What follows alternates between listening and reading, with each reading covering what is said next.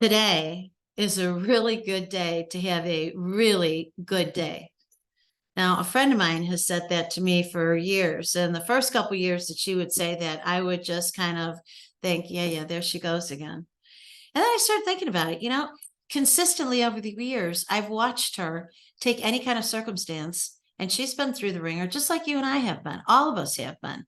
And what does she say every day? She wakes up, she sings, she does her prayers, she does her meditation, she does journaling, and she consistently says, today is a really good day to have a good day. And when we set the intention in that direction, everything flows, everything follows. Even if you start out not really believing it, if you look yourself in the mirror and say it, Bob Proctor teaches this. Look in the mirror and go eye to eye and say, you are phenomenal. You are the best in the world at what it is that you do, and you can accomplish anything. Now, when we do that for ourselves, we are leading the self, us, our who we are, me, myself, and I. When we are a leader, we need to do that for the people who are looking at us as being in the position of leadership. So I have a question. What is a leader? What constitutes a leader?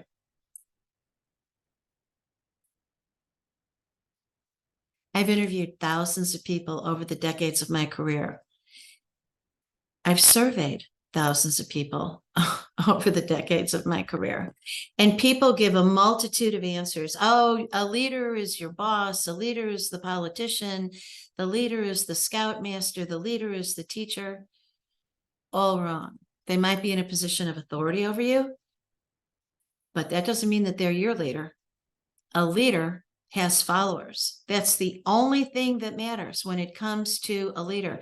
We have a lot of people who've got through the ages who have led people because people wanted to follow them.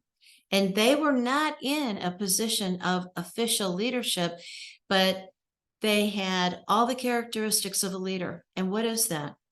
Well, they had a vision, and they made that vision crystal clear to people. And they communicated that vision. And then they had a strategy for that vision. And then they started to enable that strategy. They put into action what it was that they were envisioning. And people jumped on board because there was something about it that they had passion about, and it was important. And so people said, and you and I have all done this, right? Oh my gosh, I love what that person is saying. I want to hear more. I want to be in their presence. Are they teaching a class? Are they doing events? Can I meet with them one-on-one? What is it that I can do to be guided by that person? That's a leader.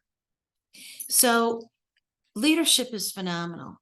It gives us opportunity to have that tribe, that following, that army of people. But here's the other part of it. There's an old saying, it's lonely at the top.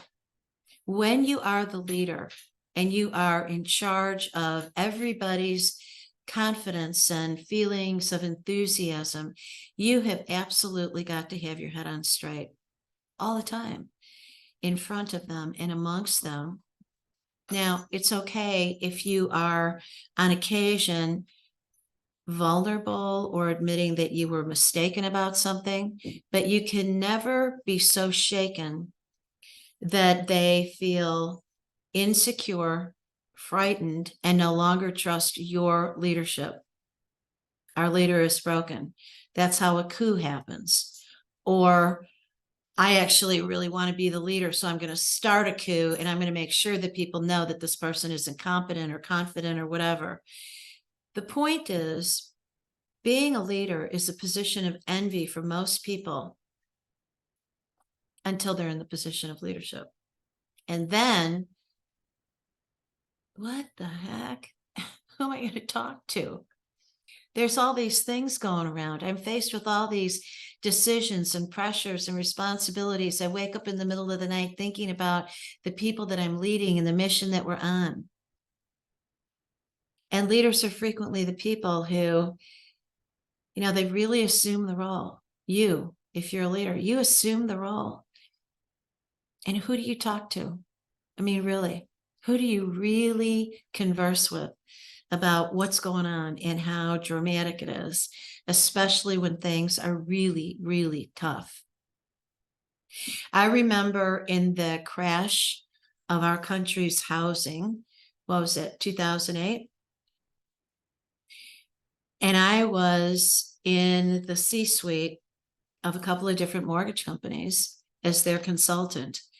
And with one in particular, I was in the room when the crash happened, and the president came in and made an announcement. He was like a half hour late for the meeting, apologizing, saying, I was on the phone with this such and such and trying to figure out what we're going to do because everything has fallen apart.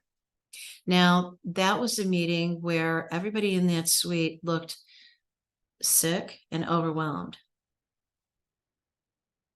And I'm sitting there knowing they are all leaders in this organization. Their CEO and chairman of the board and president are leaders. And I am there as their corporate consultant to be their leader through the tough moments. And here we are. Put your shoes on and lace them up because we got to hike. And it's going to be a long hike. And we're going to have to traverse gravel and mountains and streams. I mean, emotionally and psychologically, there's a lot of climbing out of this that we're going to have to do. The problem is, even in that room with those people who knew one another and had worked together for a very long time, they didn't really want to share their fear, their vulnerability, their anxiety. And they certainly didn't want to be a runaway train to lead this team down a negative highway. And so everybody held in, shared that this was a horrific, horrific situation. And then we had to figure out, okay, what's the benefit here? What's the opportunity that we have in the midst of trying to save our skins? What's the benefit that we have? Well, one obvious benefit was we have an opportunity to help people in the middle of a disaster. The disaster isn't our fault, but we have an opportunity, much like Jimmy Stewart in the movie It's a Wonderful Life, at the savings and loan, had an opportunity to save everybody in that town when the savings and loan was in big trouble, right?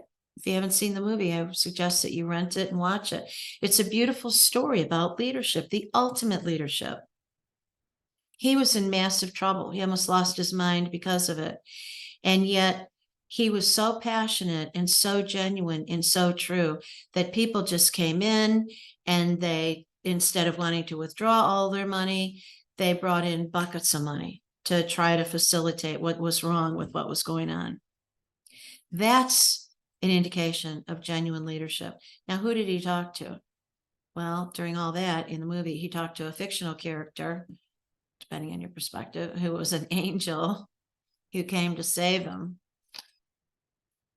We all need an angel in our life. We need an angel that we can turn to, that we can talk to.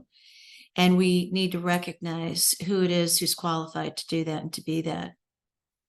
I'm here to continue to talk about these kinds of things and present to you a whole variety of leaders that I'm going to be interviewing on the platform on YouTube that is in my name, Dr. Deb Carlin. And the program is called Peace of Mind.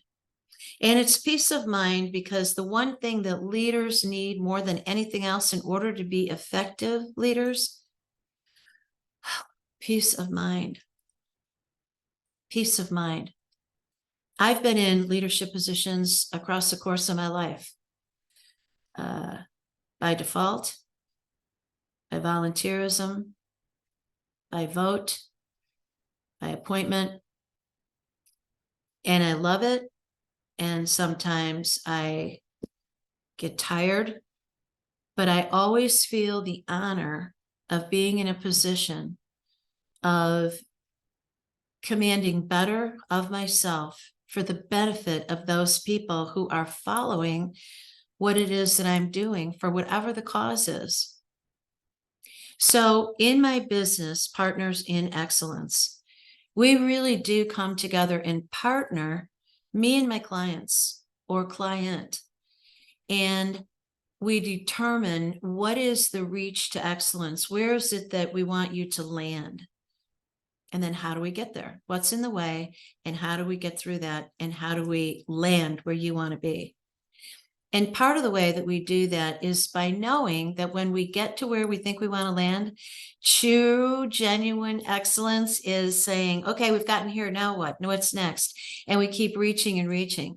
Excellence is never really attainable for more than a moment, because once we're there, our aspirations are on fire and we just want more. Because we see that we can achieve that. Yeah, let's go for the gold. You know, let's go for the platinum. Let's go, let's go. And it's beautiful. It's not frenetic. It's not neurotic. It's beautiful. The other part of this is that there needs to be a strategy for people that makes sense, that becomes part of their lifestyle as leaders. I have been at this for more than 40 years, and I love it. And one of the tactics that we use is we focus on helping you build your inner strength.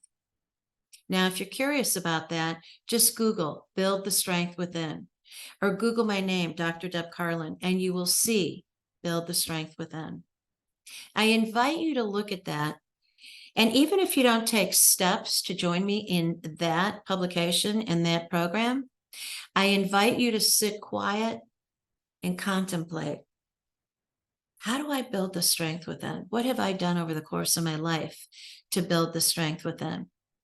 And then drop me a note and tell me, because I'd be very interested. And as a matter of fact, what I would love for all of you to do is subscribe here. You know how to do it. You've been on YouTube before, or whatever this channel is that you're seeing this on. It could be any of the social medias. Like it, react to it, comment, subscribe, answer my question. What is it that you have done to build your own inner strength? And how strong and durable do you feel? And if you go to Build the Strength Within, what you're going to find is a free video that you can watch, and you can sort of begin to assess and determine where you're at. So for the evening, here's what I hope you'll do. Lead yourself over to the mirror and have an eye-to-eye conversation with you, and tell yourself all the glorious things about who you believe yourself to be, who you want to believe yourself to be. And hold your gaze and allow it. It is miraculous. Miraculous. And don't be surprised if you have any kind of reaction. People have all different kinds of emotional reactions to that exercise. So on that note, I wish you well. I hope that you come back again soon. And I really look forward to seeing your responses.